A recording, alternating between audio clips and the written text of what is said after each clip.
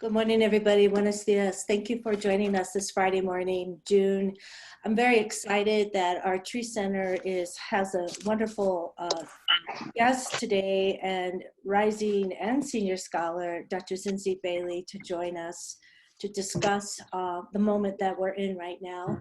Dr. Gabriel Sanchez is our moderator and organizer. He will also be couching after Dr. Bailey's talk a bit about the New Mexico context.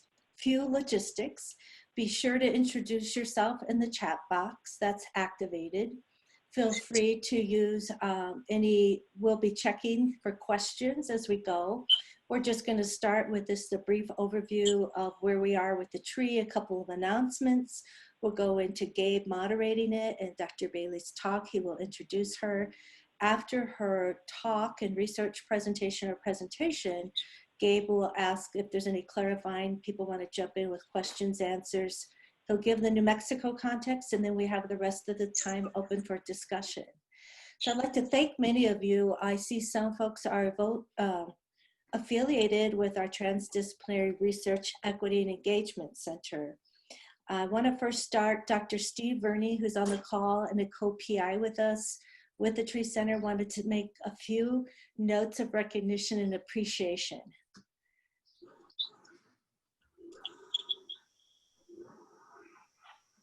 Thank you, Lisa. Yes, I'm an associate professor in the Department of Psychology, excuse me. And we just want to take a moment to recognize Jerry because he's been such a huge part of our Tree Center and also the doctoral program in psychology. Go back one slide. There, thanks. Oh, too much. Yeah. Just really quickly, Jerry's an 8th year doctoral student in the Department of Psychology, concentrating on clinical. Oh, we lost it again.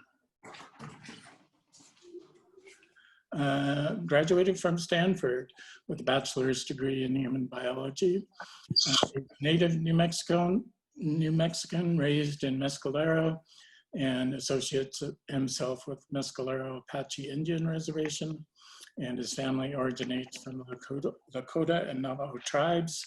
His research activities are broadly focused on adolescent health disparities with an emphasis on mental and behavioral health policy, and co-occurring disorders. Jerry aims to develop and evaluate effective interventions that target American Indian youth, adapt evidence-based models for American Indian communities in culturally and linguistically appropriate ways, and reduce health disparities affecting American Indians by shaping behavior. So Jerry is off to a 1-year clinical internship with our own UNM psychiatry, and we'll be working mainly in one of the pueblos. We are so happy and pleased, and Jerry, I was just remembering when you first came to interview at UNM, and everybody was so impressed with you. And for all the time you've been there, you've been so positive and pleasant, and have just been willing to help out in everything. No. We love having you on the evaluation team. I don't know. No, we just wanted to take a moment to thank you as you. Oh, wow. Your name. You guys are so awesome. You Steve, are so awesome. if everybody could mute when you're not talking, there's some background noise. I don't know how. Hello? Thank you. Estrella, up. Just thank you. I think we lost a part of that, Steve. I just want to, again, for housekeeping, if you could mute your Zoom when you're not talking, we hear background noise. I can't hear these people. Hello? Great. I think The host can mute. Great. You can mute people, Lisa. I'm not the host, Alicia Rodriguez is. So Alicia, if you can mute everybody when the speaker's not talking, that'd be really helpful. Thank you. Thank you so much. Just a couple updates. My Mute, name you is said. Maybe No, you have it on mute. Unmute it. Alicia. If you can mute everybody, I appreciate that. Thank you. Just a couple updates. Just wanted to say, my name is Lisa Kakari Stone. I'm faculty with College of Population Health. I've lived and worked in New Mexico for over 30 years in public health research and U.S.-Mexico border health. And our TREE Center brings together scholars from across the entire university and is truly You need to go to the transdisciplinary. bathroom. Alicia, could you mute everybody? Alicia? Are you with us, Alicia? Okay. Just a few updates. We will be hosting, Steve Burney, Nina Wallerstein and I are hosting writing studios to support safe spaces for cross-pollinating, sharing ideas around our knowledge clusters of the TREE Center on social and structural determinants of health. The last studio for July is Thursday, July 2nd. Please email Steve Burney and Antoinette Maestas if you'd like to sign up for a consultation. We are inviting anyone affiliated with the TREE Center and community partners in terms of writing your stories, getting ready for publications. We will be starting writing studios again in August. I also want to thank everybody for their patience. We were set to launch the Equity and Policy Institute. This brings together place-based partnerships with academic partners as well to develop policy briefs from an equity lens. So participants will learn and develop briefs around key issues of our time right now in terms of structural racism, environmental racism, mental health outcomes. Everybody, as of March, we had 16 teams ready to go, and we'll be sending out an email. We will have this on August 10th and 11th via Zoom. Dr. Carlos Linares is working with me. We have 8 trainers. Gabe is one of the trainers. We have some national trainers from the Prevention Institute, and it's a unique training that is unlike any other. Most folks teach engaged policy analysis or policy analysis, but not from an equity lens.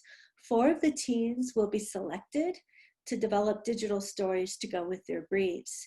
This is with additional funding from CalUG. So please let me know if you are interested in participating.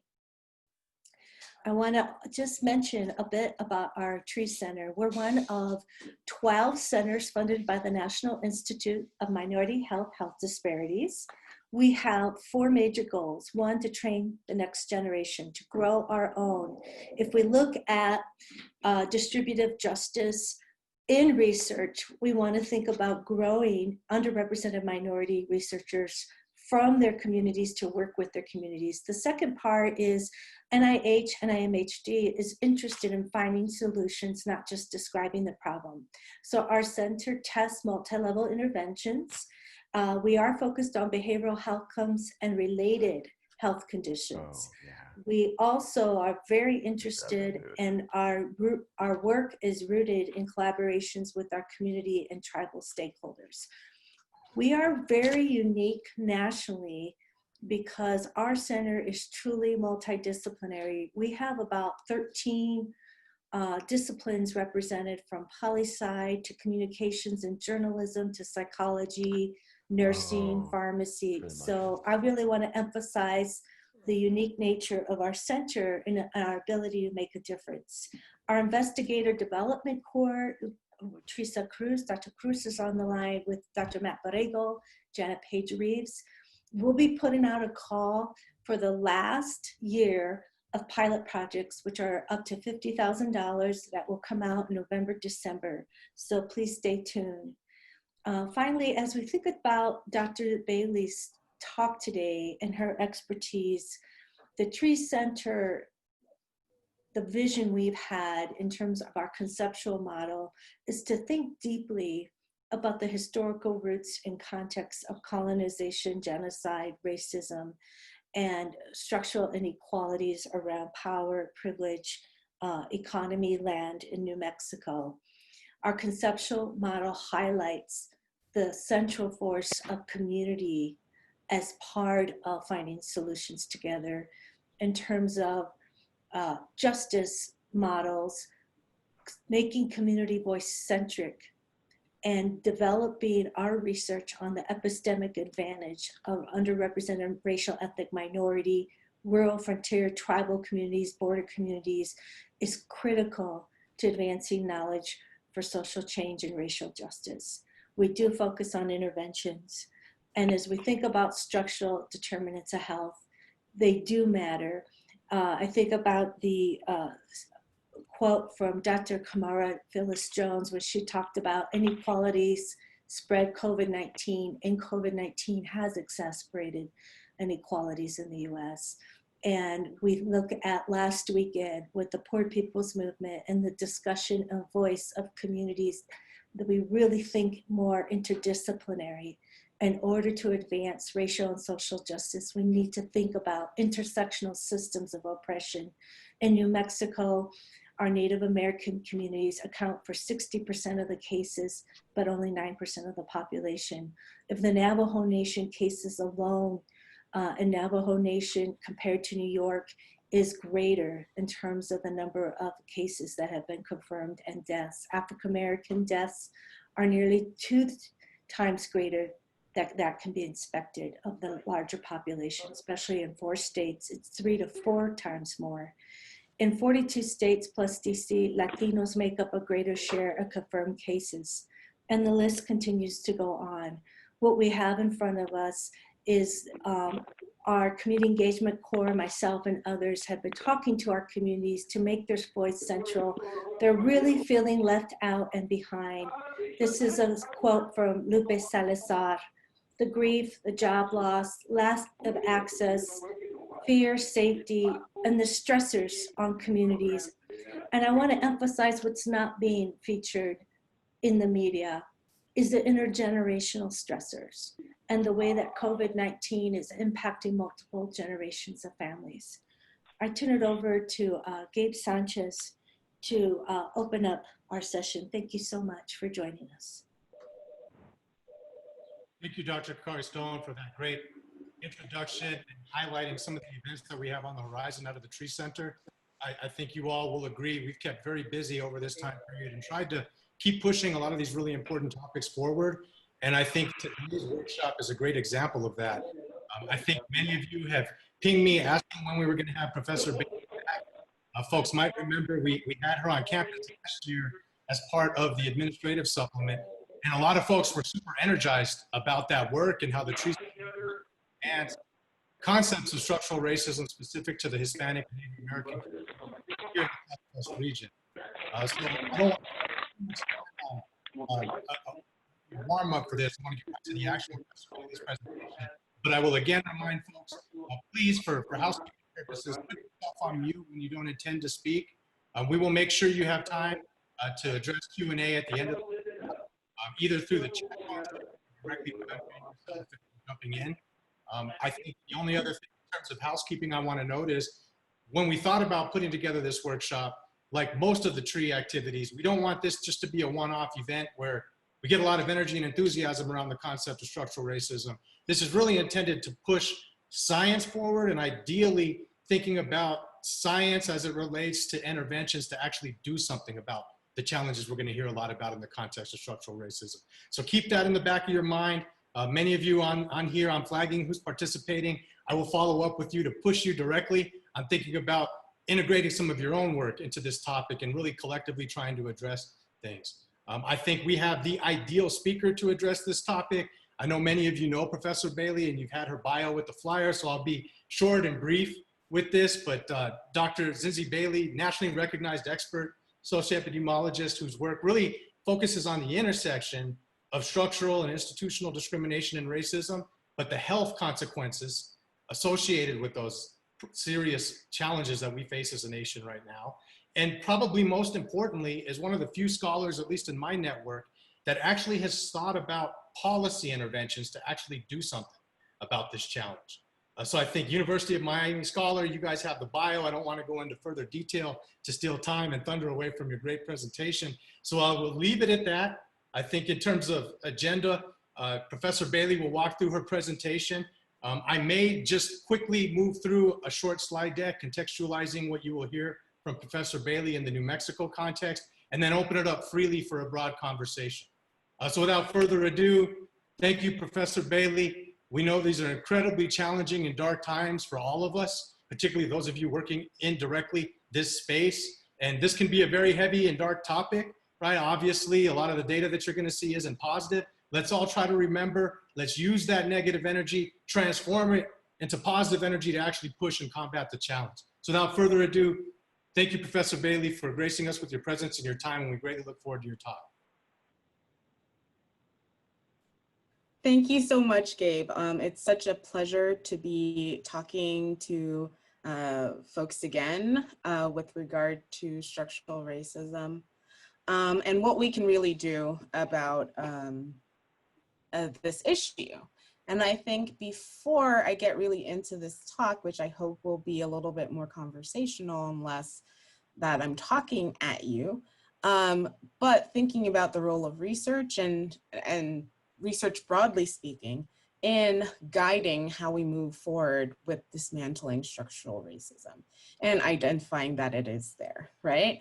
One of my key takeaways, I hope, from this is that there are things that we can do, targeted as well as universal, but we have to first recognize that there's something there, right? I will get started, and thank you so much for Gabe, Lisa, a variety of folks who have allowed this to happen, okay? So hopefully, I'm gonna set the stage. I think we got a little bit of that taste of the COVID-19 pandemic, but I just wanted to root us in our current moment and how I've been thinking. And then go into some of the theoretical elements of health inequities and structural racism, which some of you have already kind of heard, but I think is the cornerstone to how we think about this issue. And really delving into residential segregation as one of those elements. I think we'll see where work has been done and where we can move forward more extensively. And then hopefully a call to action, not just for researchers, but also for folks who can influence policy, think through policy, whether that's small p policy or big P policy. So I'm gonna start here, where it was in mid-March, where I was collaborating with other folks who are part of a collective called Black Epi Matters. So we're epidemiologists who happen to be Black and very much focused on how our mainstream epidemiology has been missing the mark on many levels. And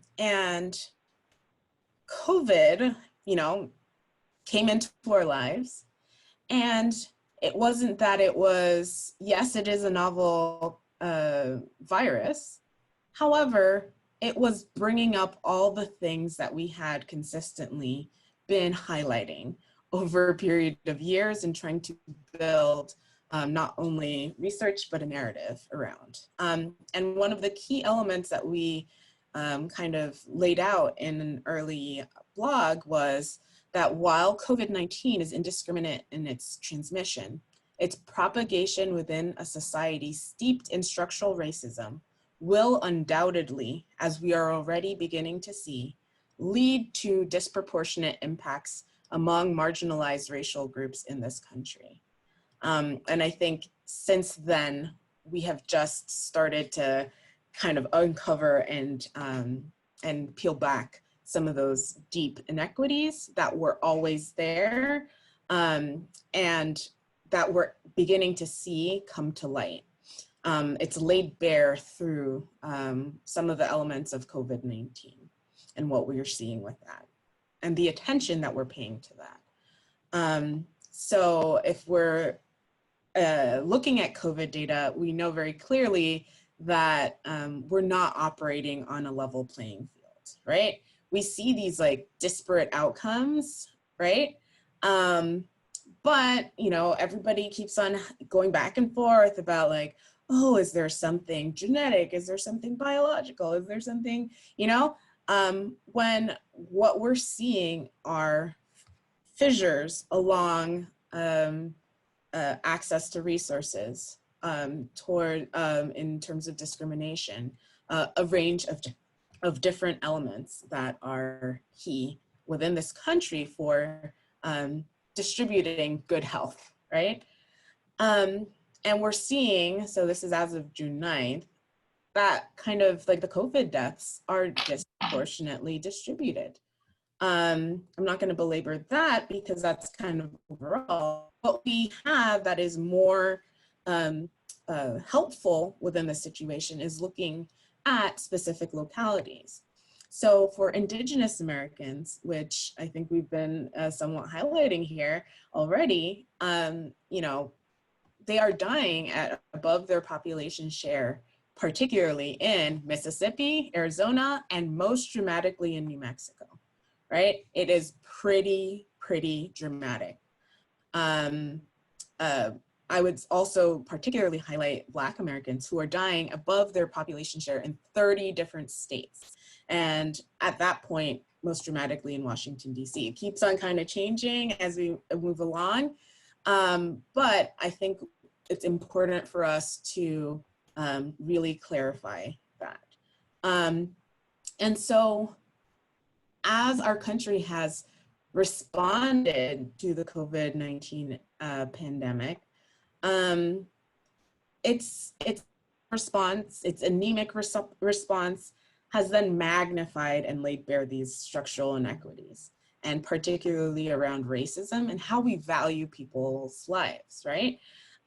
So I think that racism, structural racism, has influenced every policy decision, almost every policy decision that has been made in this country, and more specifically, has driven or influenced the systematic dismantling of the American social safety net, and has created a policy recipe for American structural vulnerability to the impacts of this and other pandemics. When we think about the people who are now considered essential workers, we call them essential now because we want them to continue to work. But if we look at the people who have the most proximity to others and are in low wage work, they're more likely to be people of color, right? People who are working in nursing homes, people who are not the doctors, but the nursing assistant, people who are at the pharmacy providing needed drugs to people who are ill. These are the people who are in frequent, like close proximity to others and are paid very little. And when we look and see, it kind of lays out, you can see that valuation of life when we're starting to disaggregate that data. And then I think this is the more remarkable thing, especially in the context of this presentation, to see the difference here in New Mexico, the inequities present here. Why is this, right? When I talk about this, I'm often, as an epidemiologist, I'm called by where there is data, although I'm also called to where there is very little data. But a lot of the data out of New York City and Chicago have been some of the best that we've been able to access, right? And more complete. And from the kind of earlier stages of like New York's pandemic, we were starting to see that with the data available, that racially and economically segregated neighborhoods were the hardest hit in Western Queens. The number of ER visits for flu-related symptoms, which were pretty characteristic of COVID-19, it was, over 6 times higher than for the city average. And at the same time, that's also where 35% of the total population is defined by service workers, meaning that they work in healthcare support, food prep and serving, building, cleaning, and maintenance industries. And another 61% of the neighborhood there are rent burdened, right? On top of that, it is also the 3rd most overcrowded neighborhood in New York City, based on the 2018 data. So you can see that there's a confluence of things. There's things that are layered on top of each other that are cumulative over time. And similar things can be said specifically of the Bronx, which is often labeled the poorest congressional district in the United States, right? These things matter when we are faced with health impacts like this, right? This is not a level playing field. And so as I begin to kind of lay out the role of structural racism in how this moves forward, I want to highlight why this matters. I think we get a lot of decontextualized data and information about who is dying, who is sick, who is hospitalized, but we're lacking some of the history and context for how that happens. And I think as people move forward, particularly our decision makers, it becomes a problem if we're not identifying structural racism as the root cause, right? Because then we'll create these like patchwork Band-Aid solutions that will, get ripped off with the next pandemic, right? If it takes a different form, it will be ripped off with, the next recession, right? And as Martin Luther King Jr. said, the prescription for the cure rests in the accurate diagnosis of the disease. So for me, that's very much where I stand. Like, we need to have the accurate diagnosis in order to have the appropriate response to how do we get out of here, right? Like, how do we get beyond this and reimagine where we are? I'm sure that you've seen something to this effect in multiple different ways. It's based on the Bar-High framework. But it's just really highlighting that when we are over here to the right, focused on kind of the health and health inequities, what we see in those graphs, those differences, those health inequities in numbers, right? And we see risk factors and we talk about comorbidities and that sort of thing and exposures. We're down here, right? But the more we start looking upstream, the more we're going to get at some of those root causes. And thinking about mechanisms by which they occur. So if we're looking at living conditions, the physical conditions, the social environment, the work environment, the services available, and how we treat people on a whole, then we start getting somewhere, right? If we go further back to institutional inequities and thinking about the public-private sector, our laws and regulations, how we incarcerate, what we essentially focus on, we're gonna get a little bit closer to the root causes. And then if we go even further, we're getting into the social inequities and thinking about the isms, right? The racism, the sexism, the classism, heterosexism. And you'll see that in reimagining, these isms intersect and overlap. And in a society where we are prioritizing people's, lives and equity, those things are going to, the prescription is going to be appropriate for all of these, right? It's kind of a better, I don't want to say a cure-all, but it's going to be acting, that medicine is going to be acting on multiple illnesses. And very much I want to walk away from thinking and focusing on social determinants of health and really think about the social determinants of health inequities. That's the space that gets us towards that root cause. Social determinants can be, and often are, apolitical or acontextual. You can develop a measure of concentration of minority folks, right? And you can use that in research. But if you don't have a proper understanding of what drives that and why that happens, the conclusions are going to be faulty, right? So the more that we can think about those social determinants of health inequities, I think the better off we will be. So if we think about COVID specifically, I think it's important to note that the real drivers, it's not all about like access to care and all those things. The real drivers of the coronavirus are places and settings, and not really those people's characteristics and comorbidities, which are further downstream. It's in the practices and policies that produce close living quarters, close working quarters, lack of access to hygiene and personal space, limited access to healthcare, and under-resourced, disinvested, segregated neighborhoods, whereby some of those institutions will have less resources on a whole.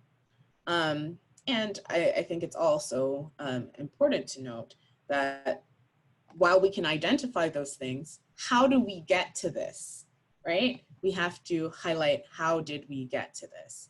And we're not there yet, because these are when we're focused. This is like an example of us focusing on social determinants of health, right? I think we need to move forward towards the social determinants of health inequities, where we're thinking about state mandated racial and ethnic segregation and the subsequent disinvestment as key elements of driving those conditions, right?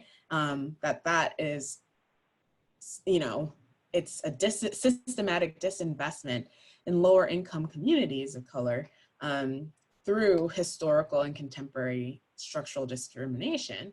It's something that acts across multiple domains and is mutually reinforcing different inequitable systems to produce these differentials in intergenerational wealth, education, income, exposure to concentrated poverty, you know, concentrated policing over time to produce these inequities that we see in comorbidities or other characteristics, right? So you know, we could talk a lot about just segregation and subsequent disinvestment, both in the context of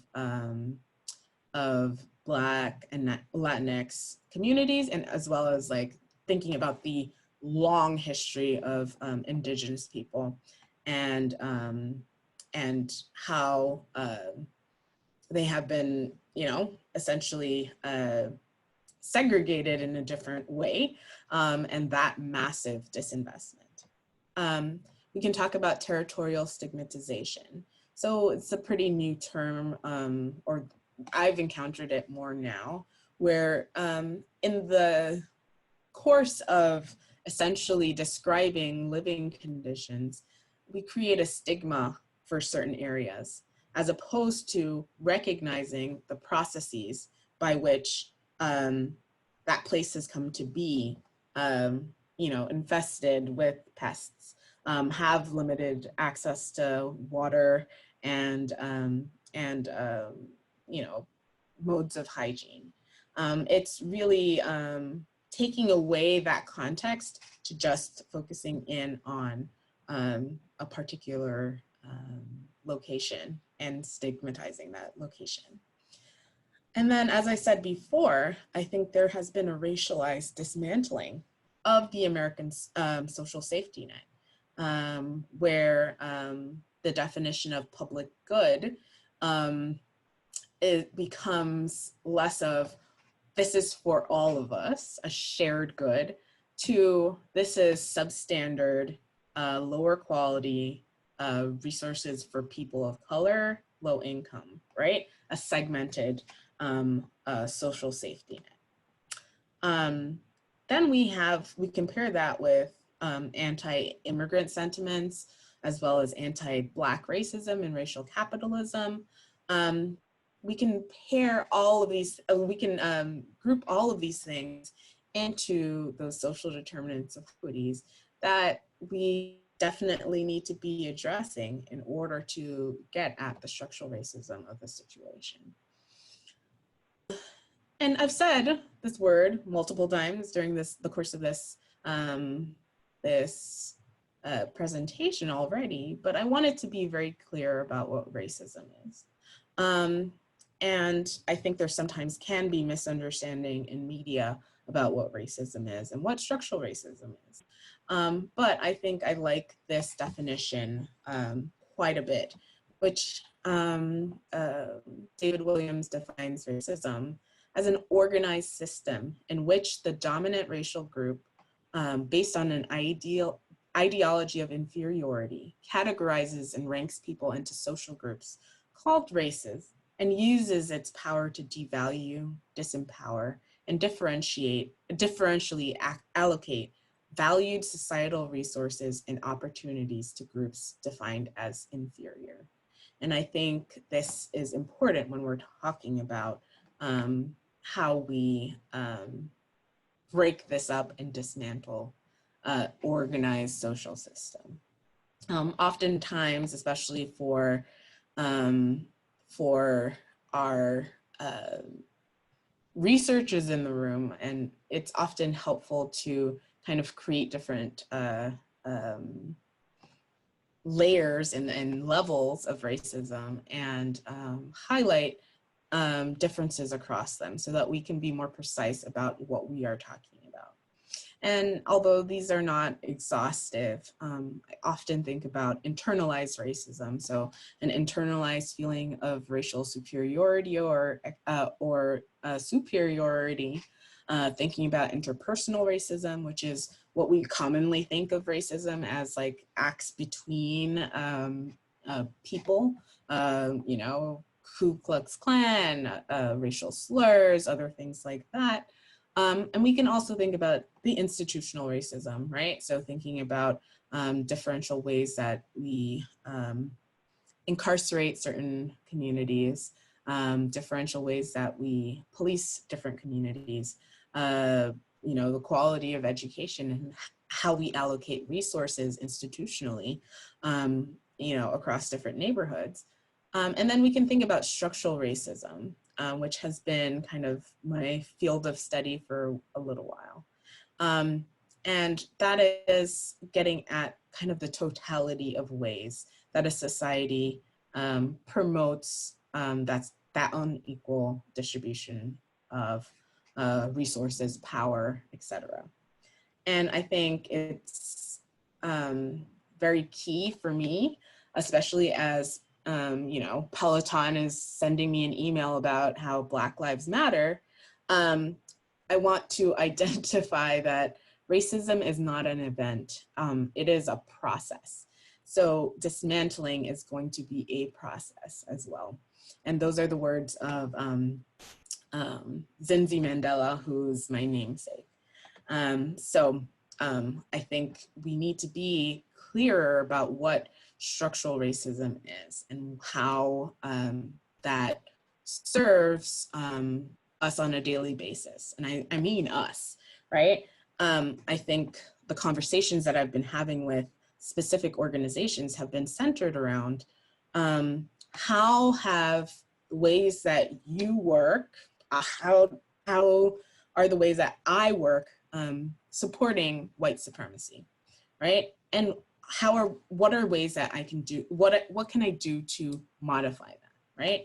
So when we're thinking about structural racism, there's a lot to do, but it's not impossible, right?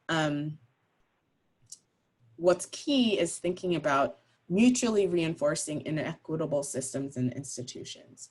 So if we're moving away from policing, we do not want to then invest in an inequitable system of social work, or an inequitable system of, you know, similar kind of symptom addressing programming. We want to be thinking about those root causes and how those different systems actually reinforce each other.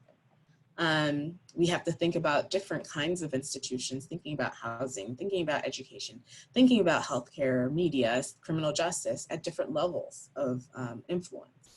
And when we're thinking about all of this, it's reinforcing key beliefs on the level of individuals, right?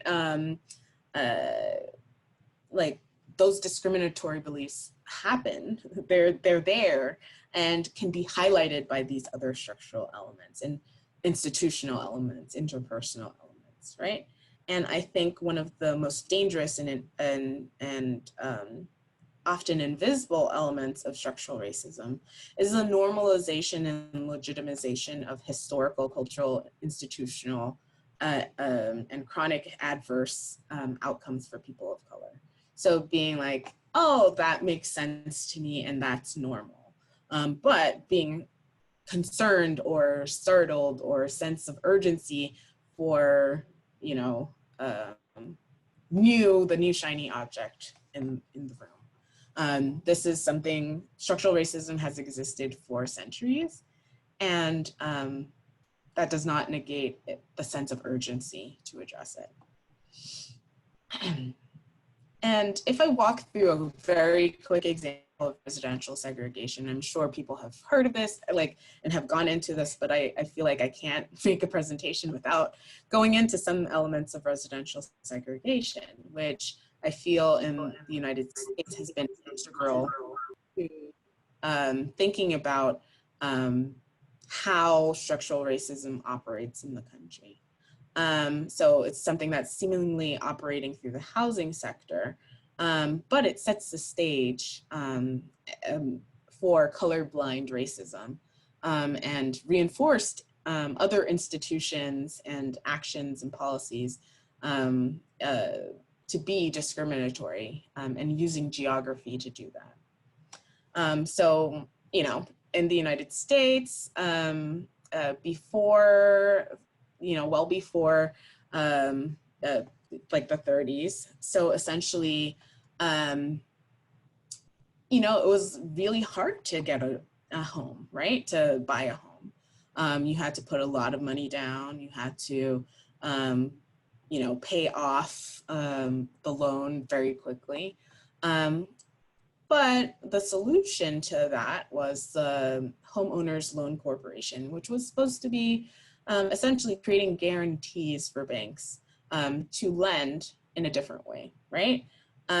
It assisted them in making loans, right? But they color-coded the denial or limitation of financing or refinancing to certain neighborhoods based on their racial and ethnic composition.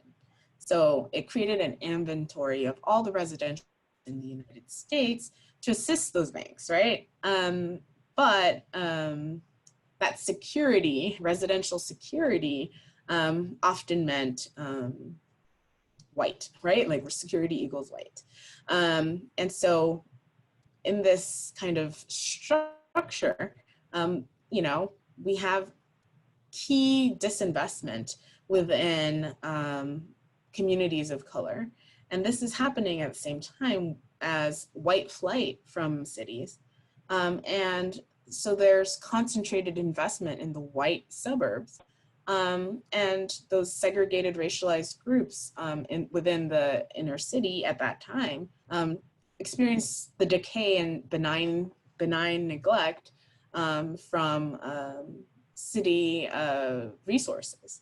So then that's on top of having restrictive covenants, like restricting who can inherit your home or buy your home, you know, later on, disparate impact in zoning and local land use policies, as well as discrimination in the historical and current rental and mortgage markets, right? And so, as I said, this sets the stage for colorblind distribution of resources over time. And we can see that through environmental hazards, inadequate healthcare, inadequate education, state-sanctioned violence in many different ways, not just like in the explicit violence that we're seeing in videos seemingly every day, but also in incarceration, in forced migration, in urban renewal projects. There's state-sanctioned violence that is both physical and structural.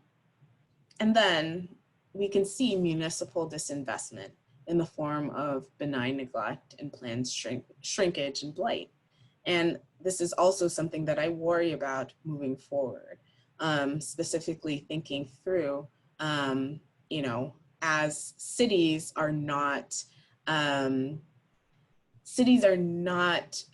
being supported essentially in their responses to COVID-19, budgets are going to go down and they're going to have to account for all the resources. And I am very much concerned we're going to follow the same patterns as before through municipal disinvestment and in very key elements of our cities, our towns, our counties. On top of that, so I think all of that comes together through segregation to then drive these differentials that we see, right? So we're only getting that like last rightmost element, or oftentimes that's what's presented to us, but we're not seeing all the different interlocking gears through history, across generations, over the life course, and across different domains. And I just want to highlight one element that I've been getting into in terms of racial capitalism and really or not really racial capitalism, but like the political economy of COVID-19 and racism, right? I don't know if you've read this story with about the Bronx and specifically highlighting these death hours, is what they call them, where there was a huge concentration of folks with COVID-19. You know, some of the poorest areas of the city and have the highest rates of virus cases, hospitalizations, and deaths, right? And there was very much a static image of the most recent kind of elements of the neighborhood without the historical or racialized context that misses the point of how the Bronx came to be the Bronx, right? I'm not going to belabor the point and go into it because I know that we want to get to other things. But there's a whole history of why the Bronx is the Bronx, which is a story of structural racism, which is a story of targeted disinvestment. It is the use of, you know, consultants, data-based consultants, using big data to figure out where they wanted to have fire stations or where fire stations could be closed down. It's a story of landlords who were able to recover kind of insurance payments from their buildings burning down. But what it resulted in for the people living in the Bronx was not only a decade of living like in the images that we see here, where we see the burning of buildings is normalized. These kids are not concerned as they're playing basketball because that's happening every day. But we also see this concentrated disinvestment and kind of neglect and invisibility of folks within the Bronx. And I think we have opportunities not to repeat the mistakes of the past through racial capitalism, structural racism, classism, you know, and then I say that there's a real issue with as we try to donate money in certain ways, or, you know, Gates Foundation goes forth with something, and then we like kind of give everybody a pat on the back for essentially an isolated investment and something that should be a systemic investment. And without really getting at how do we invest in our systems. So I applaud organizations, foundations, and individuals that are stepping up, but it does not negate the need for the investment in our fundamental reimagining of the systems rooted in racism and the devaluation of Black, Brown, Indigenous lives. So that part is like the what not to do is the easy part, right? Like not relying and investing in law enforcement, correctional facilities, and homeless shelters, funding another series of 5-year projects, hiring a technocratic consulting company to find apolitical and ultimately detrimental solutions, going back to normal. None of those things are going to get us where we need to go. We do need to do the hard work of reimagining the economy and reimagining the nation, really. How do we foster truly affordable housing that upholds human dignity? How do we create a sense of security that's not based in jails and prisons, but in quality schools and community health services? How do we create a recovery that's based on building our public health and social service infrastructure for all, and paying all workers a living wage and provide the necessary occupational protections? And how do we invest in our local health departments as assets in contact tracing, healthcare coordination, connecting with community organizations and that sort of thing, and being leaders, long-standing leaders in building our communities, not just for specific health outcomes, but on a whole. And how do we invest in a more independent and well-funded Centers for Disease Control? And I would say a more independent and well-funded local health department as well. How do we invest more in healthcare for all? How do we invest in the Indian Health Service as an entitlement for the Native residents of this land and not as a discretionary expense? How do we invest our resources in behavioral health services to combat numerous elements of trauma, not just with this pandemic, but overall? And I think it's really investing in public physical and mental health, and transforming the places and policies that are breeding grounds for inequities. I know that this is all very, a little bit more abstract, but I think as we continue our conversations, we can become more specific. So thank you. Wow, succinct and covered a ton of amazing ground. Thank you very much for that presentation. I know I can speak for everybody that's participating that we've learned already a tremendous amount about structural racism, what it isn't.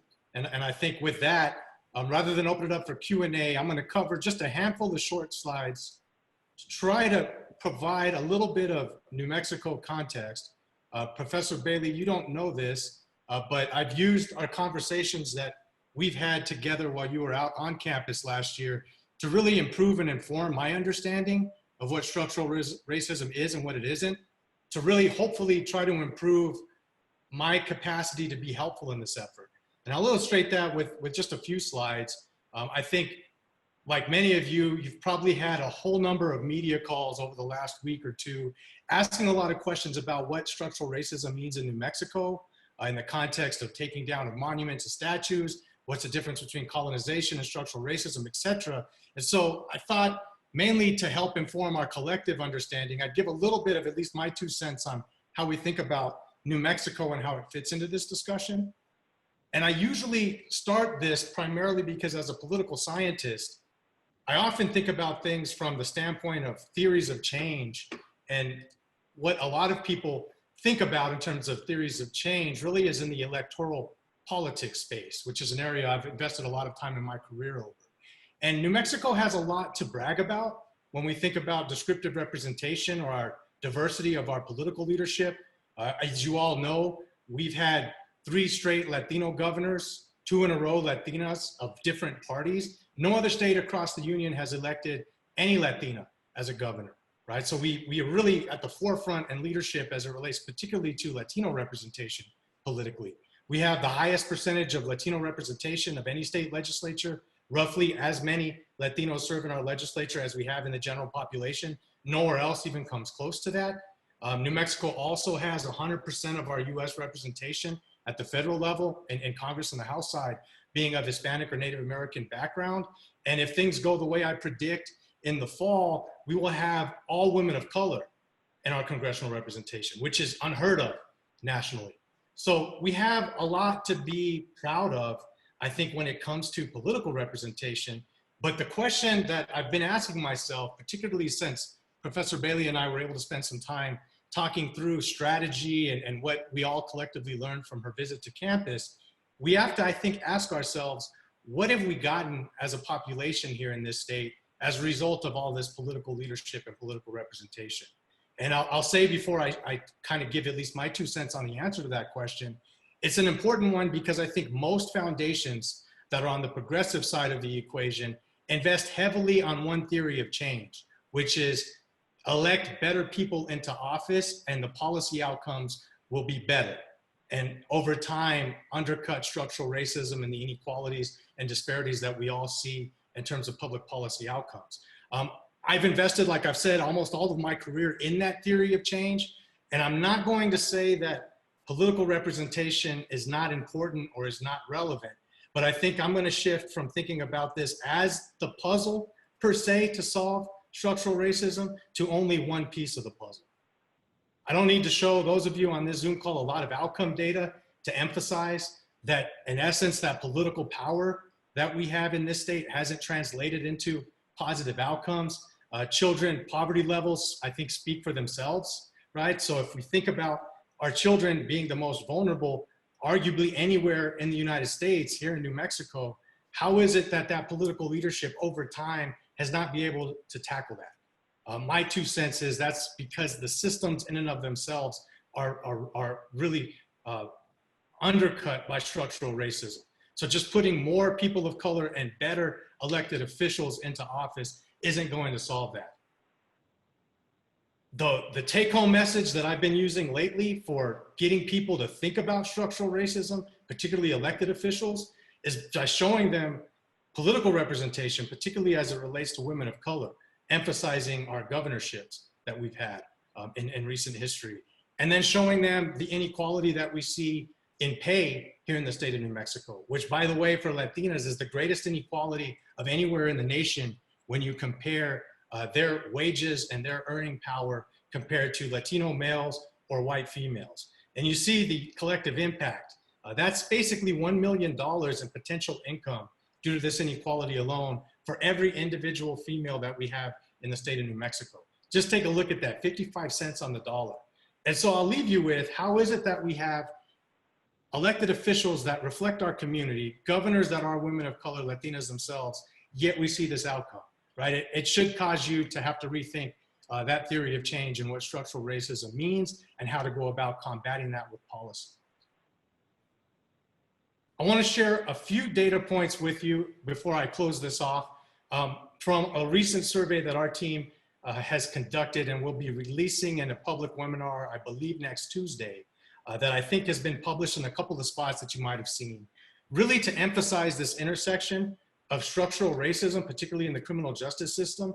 And I think the commonality that many communities of color have with these experiences.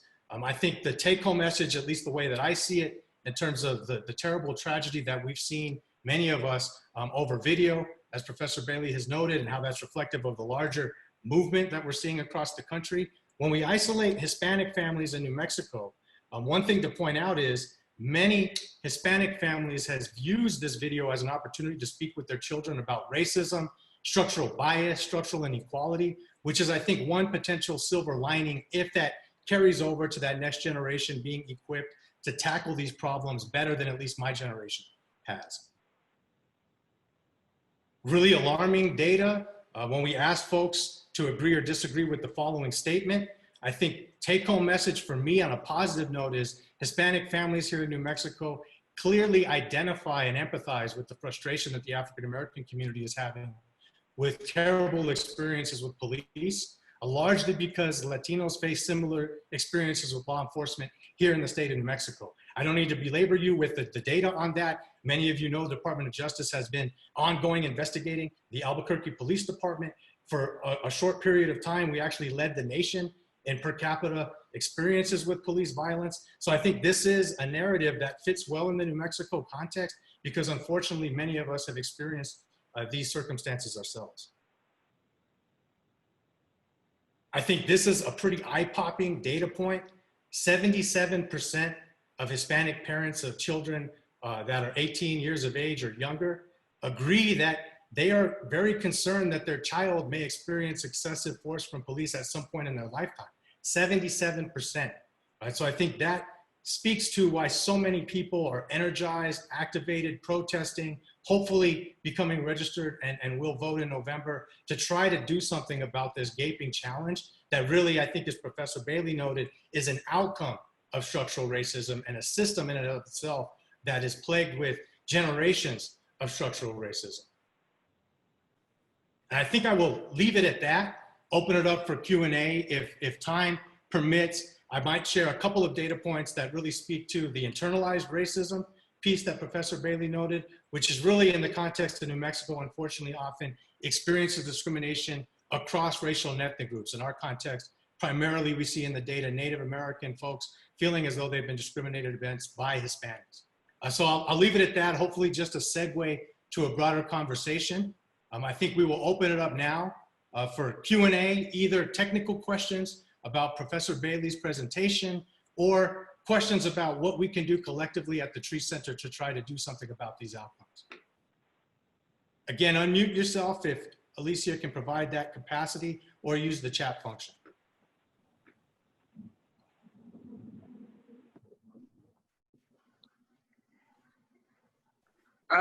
This is Cassie Ortiz. I have a question for Dr. Bailey. First, thank you for your presentation. I think it's important for us to gain clarity on what is meant by structural racism, and it's making me think in terms of the New Mexico context, thinking about issues of reality. Often, the measurement of structural racism has been done through looking at urban centers. And I'm thinking about the confluence of COVID, outside racial capitalism, the political economy of race in terms of rural populations, farm workers, and similar ways upon which housing has dictated resource allocation and attainment. And I was wondering if you could speak a little bit about the measurement of structural racism in rural context. I'm thinking about the work we're doing with Supplement and looking at like the percentage of racial ethnic minority populations across rural counties in meatpacking facilities, and how we can historicize that in a way to illuminate structural racism. So thank you, Kasim. I think that is a large question, right? So essentially, this is going to be ongoing work. And I think it highlights a lot of the intersectional elements of this issue, where a lot of the work that we've done has been centered in the city, often has been centered in Black communities. So how can we essentially use that to move forward in rural communities? I think what we're seeing is that we don't have all that information and we're trying to learn real fast, right? There's a lot going on in rural settings that, you know, people were like, oh, they're fine, you know, like people don't live with each other, without an understanding or a history, a context of rural settings, and who lives in rural settings, because there is an underlying narrative of who lives in rural settings, who is in need, etc. So I think there's going to be multiple elements to this. So I think that making the information that we do have historical as opposed to ahistorical is going to be key. How resources have been allocated between urban centers and rural areas being key, but without losing the element of racial dynamics within rural settings, which I think sometimes gets invisibilized in certain areas because of numbers or, you know, density or whatever it might be. And we have geared our methods and our tools towards urban settings with large numbers and concentration and that sort of thing. So I think we have a lot to do from a range of different aspects. So number one is what you're thinking about. How do we start measuring structural racism within the rural context? And measuring structural racism within the rural context is necessarily, at least in my opinion, going to look different than what we have been doing thus far. We might not be able to even calculate incarceration rates, differential incarceration rates in a rural setting. We might not be able to do that. We need to be starting to think about like land and how that has been distributed, decision in a rural context, the choice of, well, essentially access to healthcare and where that is and distance from those resources, access to running water or water and sanitation. I think it's going to start looking pretty different than what we have already with urban settings. I have some extra slides, but they're probably not relevant enough for this setting because a lot of the work is based on urban areas. So there's a lot to be done in documenting and being clear about structural racism within rural contexts, and to move beyond a focus on Black and Latinx communities to then thinking about like, okay, yes, there is also indigenous communities. There's like, you know, we need to be thinking about people not just for the number of people that are represented within that group, and having a kind of intersectional lens with race, rurality, resources, politics, and history. So like there's a lot of elements there. So I feel like I didn't quite answer your question, but it's really more of a call to action. Like this is the moment to be getting at that information. There are works around, you know, the closures of rural hospitals and elements like that we can build off of to then think about structural racism, how different investments or disinvestments impact people differentially.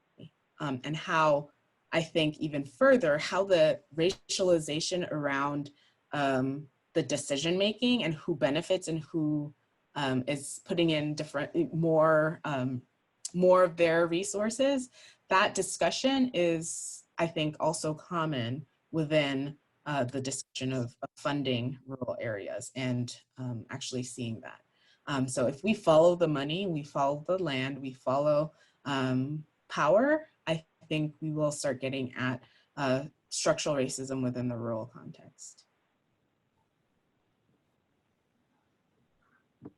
As others look to ask questions, I will just flag that part of our collective goal is to use this workshop as a springboard to a number of research projects focused on measurement of structural racism, whether that be for populations of interest, in this context, rural population, given where we are here in New Mexico. So those of you interested in that effort, email me in your infinite free time, and I'll make sure you're included in those discussions as we try to move forward.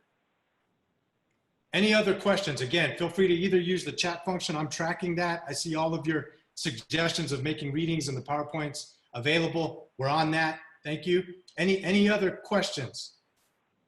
I had a question. Oh, sorry. Go ahead. Thank you. This is Nancy Lopez, and I'm in sociology. I'm also the director of the Institute for the Study of Race and Social Justice. Thank you so much for your presentation. It's amazing. And one of the things I put in the chat is that it just shows how we need to make critical race theory, intersectionality, structural racism, colorblind racism a major learning outcome of every single degree program, whether it's K-12 or higher ed. And one question I had for you is if you thought of any meaningful solution to all of these structural violences that are happening in our communities through state policy. So I'll give you one quick example. Most state funding formulas for higher ed, which is a major determinant of your health, assume that Pell status or some proxy for class is capturing complex inequalities, and we know that that's not true. I'm also thinking about some of the initiatives at some cities, including our own, that say, oh, well, we will reward businesses that show that they don't have gender inequity, but seldom do they do an intersectional analysis. For instance, it doesn't include race, and certainly for the Latinx community, Black Latinos like myself are a race, right? You know, and Indigenous and Brown Latinos. So the inequities look very different according to how you're measuring Latinidad, right? And so I'm wondering if you can think of an example of a policy, a state level policy that has really addressed those intersectional injustices from a critical race perspective. To be honest, I have not encountered states that are doing this extremely well. Thinking about the intersectional, you know, I also don't claim to know everything about every state, right? But I have not encountered as much of the specific policies that are able to highlight different kind of identities of Latinidad, or to actually kind of parse out different impacts. One thing that I can say just from my experience at the health department, and I think this is gonna kind of dovetail with what I've said already, which is that all of this is connected, right? At the New York City Health Department, when I was there, I was part of the Center for Health Equity. And part of our mission was to the ultimate goal was to make the health department an anti-racist multicultural organization. And a lot of that was questioning how we had always done things, right? New York City Health Department is like a city in and of itself, right? Thousands of people. And we had to start thinking about, how is this process right here reinforcing existing inequities, right? Sure, we're a health department, we throw out data all the time. How are we contributing to inequities in how we lay out the data? So one of the things that we did do, especially around maternal and child health, was specifically disaggregating race, ethnicity, different things that we had the capability of doing the whole time, but we presented it in the way that we always present it, right? So we were able to actively then say, okay, actually, by doing that, we've identified that Afro-Latinas, particularly ones who identify as Puerto Rican, are actually having very similar rates of infant mortality as Black women, right? Like, or African-American women, non-Hispanic African-American women. And being able to use that data and say, by doing things differently, we have improved our process. And so oftentimes that happens within a particular institution.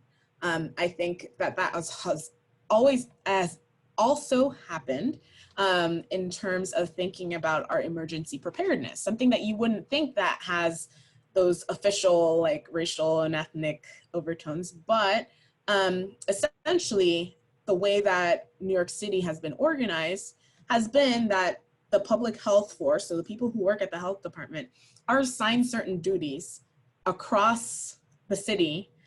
If there is, let's say, an anthrax attack or something like that, or there's something that they can provide medication or something for, right? Or they need to provide shelter.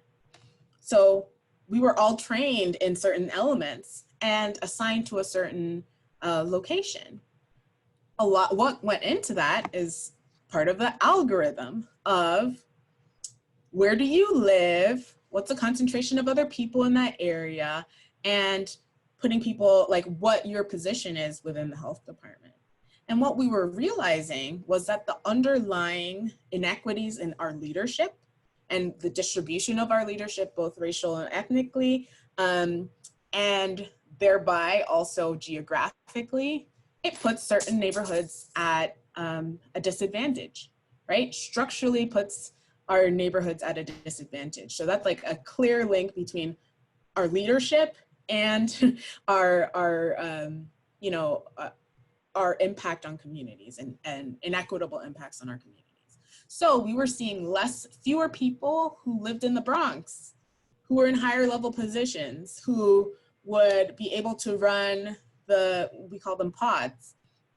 Like there were fewer people who were even available to do that, or who wouldn't have to like cross a bridge or do, like rely on some kind of public transportation as opposed to walking, which most of us were able to do, or factor in, or find some kind of quick ride. So I think that there are more ways to do that. And I more and more back away from algorithms, because they tend to embody and make official and like reify structural inequities.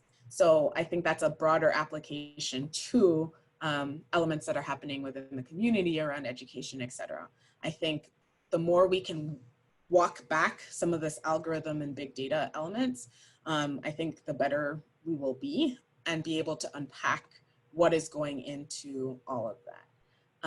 And I'll make a plug. I'm also contributed to Data for Black Lives, which has an explicit focus on how we use that data, who has access to our big data, and how we move forward with things like algorithms that are taking off, that people want to assume are not value laden.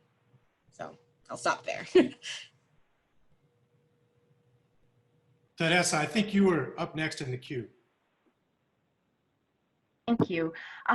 Thank you very much for your presentation. And I'm a fellow epidemiologist, and this has been, I'm part of a professional organization of injury and violence prevention researchers.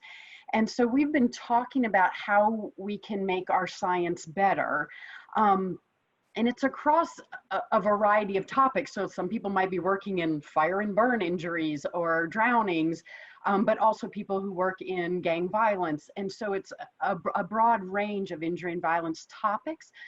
But I'm interested in what some of the methods and tools, if you have some examples of how you actually incorporate structural racism into your model of where drownings occur, for example. Just trying to think through so that we can make suggestions to our membership. One of the things we want to do is to have a policy for our conferences and potentially for the major journals in injury and violence prevention around how data is presented and making sure that it takes into account structural racism and inequities. But we're trying to visualize how that occurs when you're making your model in your specific study. So I don't know if you have some insights or some resources you could point us to. So yes, I think we'll kind of compile a list of resources and send to either Gabe or Lisa. So to kind of distribute some elements, because I think there's elements, and I'm gonna remember some right now, but some I'm not gonna remember, be honest there. However, with that said, I think what is helpful or has been helpful for me has been the application of critical race theory to the field of public health, and particularly to epidemiology. And I would refer you to the work of Chandra Ford and Collins Oembukwa. And it's around essentially what they've called, it's a critical race public health, or public health critical race praxis. And so it's really an application of critical race to different aspects of the research and of the ways that we present data, how our research questions even come about. that is very key and essential, and thinking about how we are able to use our methods or create new methods for capturing racialization as opposed to race. Thinking about structural racism as a process and being able to identify key policies that make this thing we call race or ethnicity relevant, right? It's for our studies and for our outcomes, there's a reason why race would be salient, right? And that's the thing that we often are not getting at, right? And then people insert whatever underlying biases they have into why that can be, right? So essentially saying, oh, well, there's different biology, right? I've heard that said around COVID, et cetera. And I'm like, what is that based on? And it's based on bias because we have no information that indicates that, right? So I think from that standpoint, having a critical race theory application to each element of our research is going to be key. When we're talking about dissemination of data, I think that there are another set of key elements that are going to be at work. Part of my work at the health department was around that communication and changing how we communicated, because half the time we just presented these like decontextualized maps or graphs without really talking about what potential things are, why, and why did we think that we needed to disaggregate by race? Why did we need to disaggregate by ethnicity? Why did we need to disaggregate by sex or gender? Why, right? Like the underlying reason is why. And if you from a standpoint that all data is neutral, then I feel like that idea of neutrality is a key element within our research structures around the, structurally racist, right? That element of neutrality. The questions that we ask and how we choose to disaggregate the data is based on underlying theoretical frameworks. So one thing we learned as we were like laying out all the maps and stuff, and you can even see that within the maps that I reference, oftentimes we only like use the health outcome, right? And then we're like, oh, well, look at this distribution, there's inequity, right? But we were realizing that other people were looking at those maps and seeing, oh, well, those people live there. They choose to do X, Y, and Z, or they have different genetic structures or blah, blah, blah. Whatever it might be, there's different biology. And so they were seeing something different from those graphs. And a lot of it had to be walking through the narrative around the data. And I think that it's, the more we recognize the importance of narrative within our data dissemination, I think we're gonna start getting at that explanation of racialization, the critical race theory, and how that plays a role in the data that we see.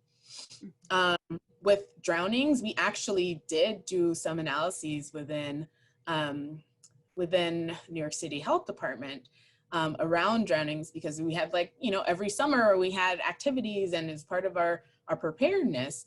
And we, like our emergency preparedness people or the environmental people, they like did historical research around how swimming and how pools were segregated, how people have interacted with, swimming pools and resources for swimming. So like there's a whole like history of that. So being able to contextualize their efforts within this larger context was helpful for having that be more effective. So I feel like I could talk for a very long time about this, but we should talk. And I'm also going to send resources. And I see that there's resources that keep on popping up in the chat. So I think those are also extremely helpful. So. Yeah. That's great. I was thinking when you were talking earlier about how we always do things the same way, and I was thinking that as epidemiologists often report out data, and we'll talk about parental education, for example, as a proxy for socioeconomic status, but you never see people talking about race as a proxy for structural racism. Exactly. And it makes me think like that's what we need to be doing now is switching that frame when we talk about why we would even include race is it's a proxy for Exactly. racism. Yeah. Exactly. Thank you so much. This is Maria Yellow Horse Braveheart, and I really appreciated you including discussion of Native people because we're often left out. And so I really appreciate that. And the work that I do is very clinical or clinically oriented, and it's on historical trauma and unresolved grief among our people. And so I'm just thinking about how important everybody's work is because it's all a piece of the puzzle. So I really appreciate that. But as I was listening, I kind of jotted something down, which I'm calling sitting with the sadness, because I'm a witness to doing clinical work, direct clinical work. I'm, in my own family too, what I experienced, but it's a really important thing to do, and it is empowering because people are coming in and they feel like they're crazy, something's wrong with them. And so the work that I do on the historical trauma response is like, of course you have these feelings, how could you not have those feelings? Look what's happened to our people.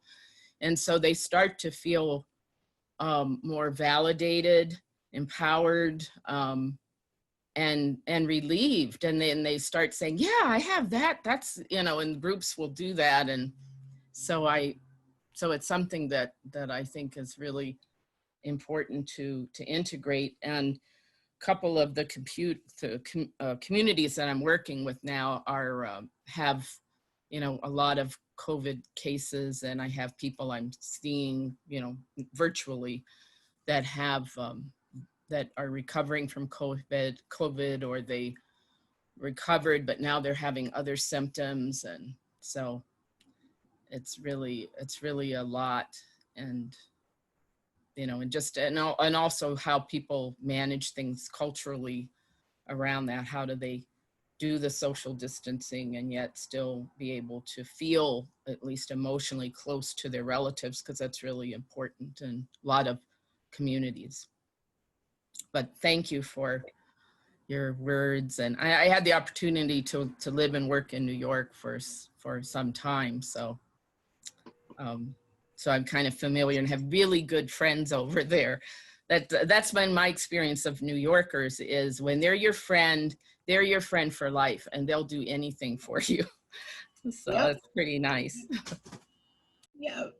So thank you for all of that. And I think highlighting trauma is extremely important, and being able to note that any of this, it's not just like a professional exercise, and that it hits a lot of us very close to home. And, to be honest, with some of my colleagues, I've had to take breaks, and we have to work together and talk through certain things, because I think in addition, I think it would be remiss of me not to also mention that our academic institutions uphold white supremacy, and we have to navigate through those as well. So I think it's all very layered. I think I interrupted Gabe. Oh, no worries. I want to take one from the chat, give those folks some play into the discussion. One from earlier, which I think is an important one. How does the current status of the debacle of the US Census count, how does that play into all this conversation of structural racism? I'll let you take that one, Professor Bailey, and I might have a couple points as well. In short, it's a complete disaster. I think,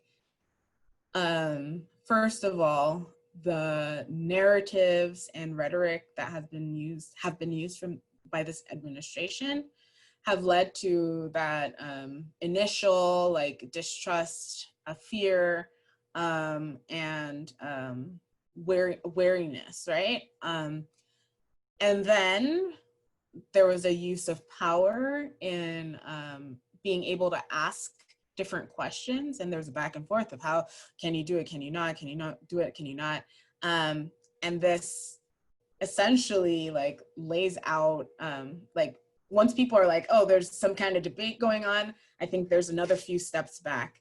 And then as we've moved forward and what has happened since then, I think there are very few people who really want to engage with our systems. So our government systems, as well as other systems that may be at play. And I would argue, and I guess this is an empirical question, but I would question to what degree people are not coming into hospitals or getting preventive care because of lack of trust in systems due to other quote unquote different sectors, right? So experiences that people are having overall are impacting how they're even gonna view or consider the census. And I think in the census, you know, a lot of our funding is dictated by the census, and I think it's going to reinforce inequities because the people who have been the like targets of our current administration have, you know, kind of are becoming even more invisible in that data, and that we usually use for a lot of different things and advocacy and for research. So I think we are going to be set back at least 10 years until the next census, and I'm extremely worried about what we're actually going to have and how we're even going to be able to use that. And I'll hand it over to Gabe around additional elements. I just hit 2 quick points. I was looking on my other machine for the actual data points, so don't quote me on the statistics. Unfortunately, if folks don't know this, New Mexico right now has the lowest participation rate in the country in terms of census count. And that's obvious. I mean, I think the question is a good one. It's a racist approach. And really, when we think about even before COVID hit, the biggest gaping inequality was they wanted this census to be almost exclusively online. Well, guess what? Tribal communities lack broadband in most areas across the state. There's a good read on the Native American Budget and Policy Institute's webpage, breaking down those challenges with the census and putting a hard number for each one individual that's not counted, how much money that translates to in New Mexico specifically. Take a look at that. I agree with the comment on chat. It's about structural racism, and it's not a coincidence. Even before COVID, the amount of money and resources that were going to the census was a fraction of what it was 10 years ago. That doesn't happen. Yep. Other questions? Time check, we're at 10:38, so we have a good 20+ minutes for continued conversation. Okay. Dr. Bailey, I have a question. This is Magdalena Avila. I'm part of the TREE's communication, community engagement communication core. My question is this: there has always been an issue when it comes to Latinos, Chicanos, you know, Hispanics, that on our birth certificate, like mine, has that I'm white. I have never in my life, nor would I ever identify as that. What can be done to change this? For me, it was purposely politically put in that way so that data on us can be skewed in terms of what's needed for white elements. And that's my question, if it makes sense, sorry. This is a difficult question because all of these categories are, we've created them. Like, let's be honest, like, these categories are socially constructed. And I think more than socially constructed, they're politically constructed. So there's reasons why there are certain classifications, and how that is relevant is going to be different in different areas. How to approach this and how to classify, I mean, I don't want to get into maybe like the elements of choice or how that works with the birth certificates, but that also is dictated by the particular locality. I keep on going back to New York City because that's where a lot of my experience is from.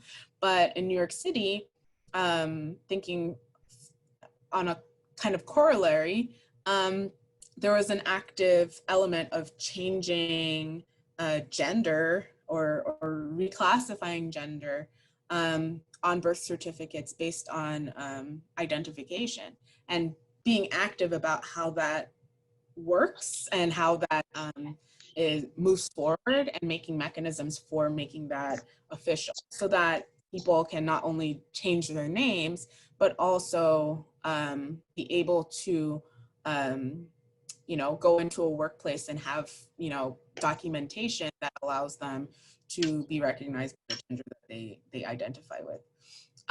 So in that way, Yeah, I think a few more minutes. Time to get off electronics.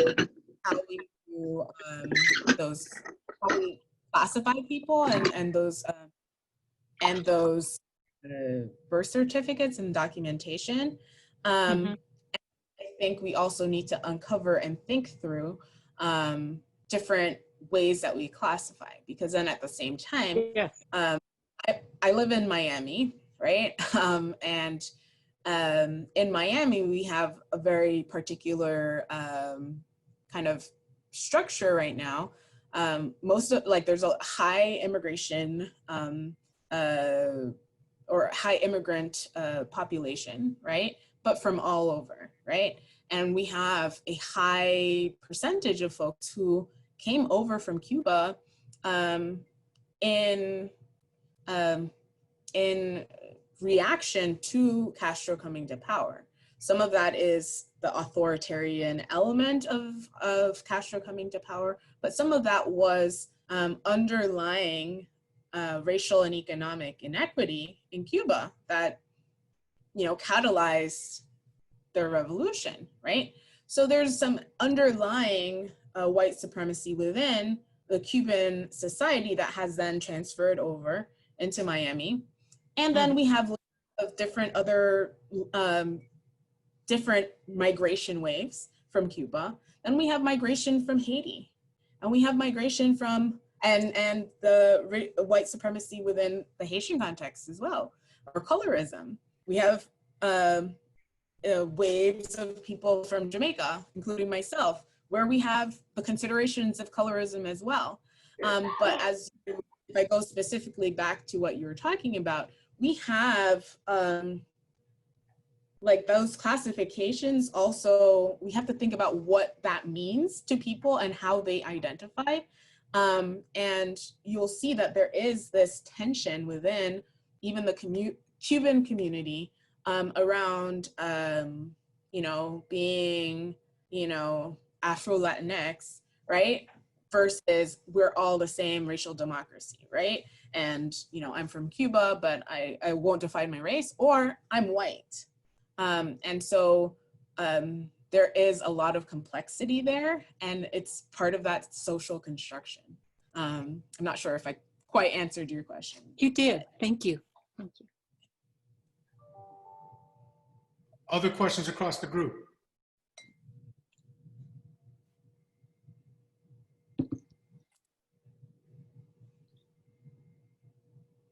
I have one, Professor Bailey. We have a pause in the action. This is a conversation that you and I had that really blew my mind when you were on UNM's campus that I still don't have an answer to. You noted in your presentation that essentially moving population from one racist system to another isn't the answer. I.e. the conversation you and I had was, our mayor, we were part of a conversation with him to inform moving folks that maybe have mental health or drug problems from the criminal justice system to the medical system. I saw that as a win. I was like, yeah, we did something. And you educated me on this and said, well, how's your healthcare system? After talking about that, you said, well, all you did was move vulnerable communities from racist system A to racist system B, which completely radicalized how I've thought about policy intervention. So how do we think about improving that if we're So is the challenge, and I think that that is the opportunity of this particular moment, right? Deconstructing structural racism. Specifically, we can point to all this talk about reimagining and, you know, visioning and all of those things, right? And I think that is at the root of those discussions, is that if we use the frameworks of our existing systems, oftentimes we're just reproducing inequities. So if rather than saying, oh, we're just gonna move people from, you know, system A to system B, how do we reimagine what public safety looks like and what healthy communities look like? And I think that requires a more comprehensive conversation, a more shared community conversation where reform in criminal justice is not going to be what we need it to be unless there's also reform in social work, there's reform in medical care, there's reform in insurance, there's reform in other things. So I think that we are at a point where we can reimagine that on our community level. I think that's where we have the most opportunity right now.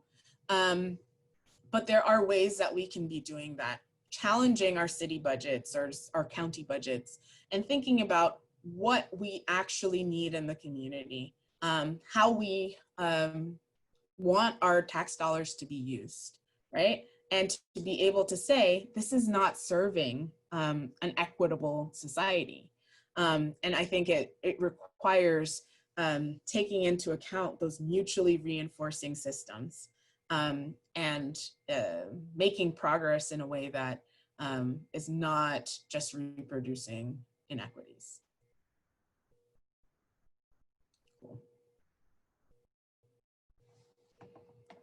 Anyone else? Also keep in mind, if you have questions about your own research agenda, your own ideas related to structural racism, those are also very welcome in this conversation. Gabe, there's quite a few questions in the chat. Maybe folks are a little shy about speaking up, but some excellent ones for Dr. Bailey around methods. Okay. Do you want to paraphrase if you see those? Well, we have one from Shirashi. I don't know if you want to go ahead and speak on your own behalf, Shirashi. You're talking about immigrants coming to the country and systems change. And as you consider that, Shriyashi, I will give you a welcome to this team.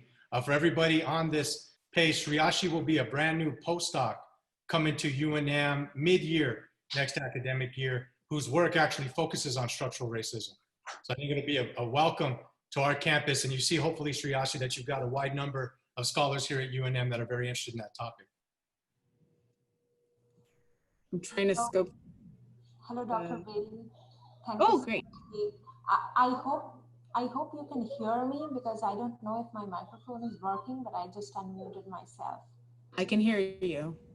Yeah, so I posted a question on the group chat, and I was just interested in knowing about, you know, immigrants and refugees, all kinds, you know, those who come with permits, non-permits, and they do not often realize that, you know, the kind of racism or discrimination they might be subjected to when they come into the country, because oftentimes they come from countries where they have been the majority population or maybe the only race in their country. So, you know, racism is something that is absolutely new to them. So, you know, because this is a very vulnerable population, like at all levels, they have a chance of losing their status, deportation, different kinds of discrimination that they might be subjected to, loss of work, loss of money, family. So I was just interested in knowing from you, you know, your take, your ideas, that, you know, what kind of system changes, thinking about the community, policy, in the education, academics front, at individual levels, you know, what can be done to address this kind of situation, because as I said and as I wrote as well, that these people do not realize that they have been discriminated against, or they don't even know, and by the time they realize it, they kind of have already internalized it because it has happened so many times with them, so that's the normal to them.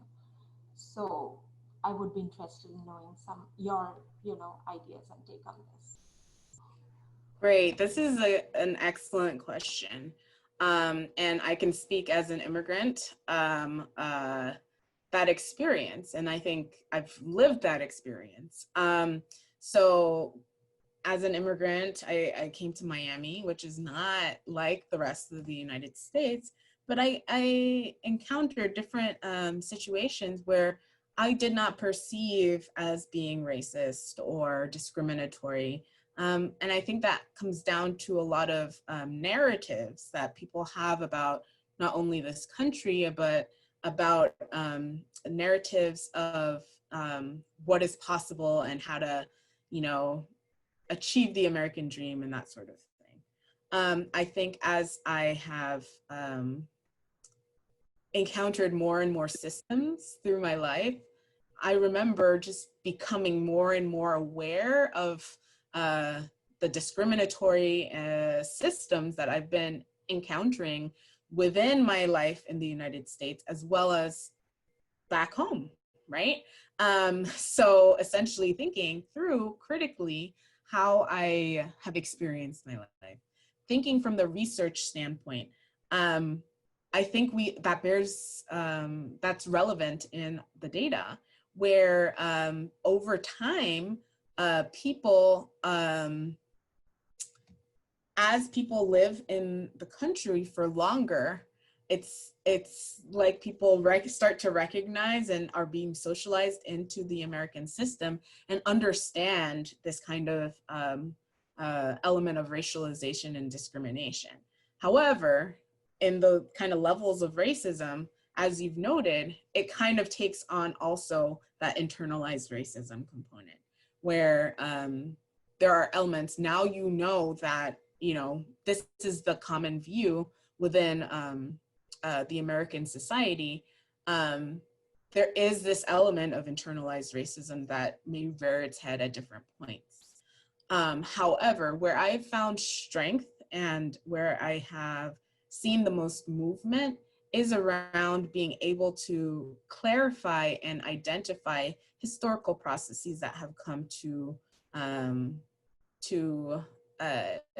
define our experiences overall. And being able to highlight those within the course of, living my life as an immigrant to this country, but now US citizen, right? And what those privileges afford me. And that if we look more broadly, we talk about immigrants in a very monolithic way, where we know that immigration is not monolithic, and that it takes away some of the political aspects and historical aspects of immigration, right? Again, within the context of New York City, we were also looking at data within health outcomes across Asian ethnic groups, where we essentially were pointing out that, okay, number one, Asian is not a monolithic category. We've created that. Number two, Asian immigrant is not a monolithic category, right? And there are conditions and history and policies that are attached to how those communities have come to be, right? So essentially, if we're just looking overall and we see the model minority, Asian folks, blah, blah, blah, we're not getting at most of the things that are happening within the community. And when we're starting to add immigration to that, that's another element of that intersectionality of identity, right? adding documentation status is another element to that, right? And I think knowledge is power in this kind of situation, and being able to, I don't know that I figured out a way to be socialized to understand discrimination without necessarily having some of those elements of inferiority, just because of like seeing that, you know, having my eyes opened to how other people might see me, right? But I think there are ways to do this and build narrative, and I think narrative is going to be key. Narrative here amongst communities, different kinds of communities, different elements of communities, knowing our history. And then I think there's a narrative of the United States that is promoted and marketed internationally. And I think the more that we can come to an element of truth, that's the basis for reconciliation. So if we're able to actually have a more accurate view of the United States across the globe, I think we will be on better footing to actually truly address this question. And I recognize I didn't address all the complexity of your question, but I think that it's going to be an ongoing thing. Beautiful. Any other last questions? We're coming up on the 11 o'clock hour.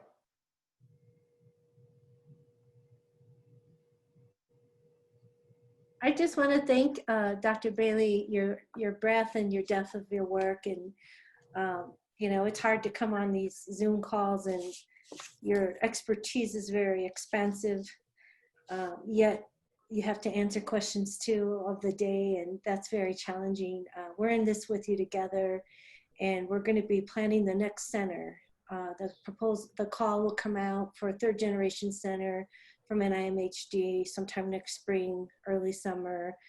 And we are going to be going deeper with those roots on the causes of the causes, and focusing our next center on the methodologies, the theories, and testing interventions around structural racism.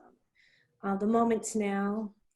We have a collection of amazing scholars, community partners across the pipeline. And I think the epistemic advantage of racial, ethnic, minority, and other and intersectional positionalities of scholars of color and queer scholars and immigrant scholars have much to bring moving forward in this nation. And we hope that we can make a difference of moving the needle nationally, locally, statewide, tribally, with NIH as well. So we look forward to that next step with you, Dr. Bailey, and to maybe identifying some papers that we could vet past you, so folks could get the written word out there to help change the narrative. Thank you. Absolutely. Thank you guys, and thank you for the opportunity to speak with you and answer questions, because I think it is very helpful to have these discussions in order to move ourselves forward. So thank you.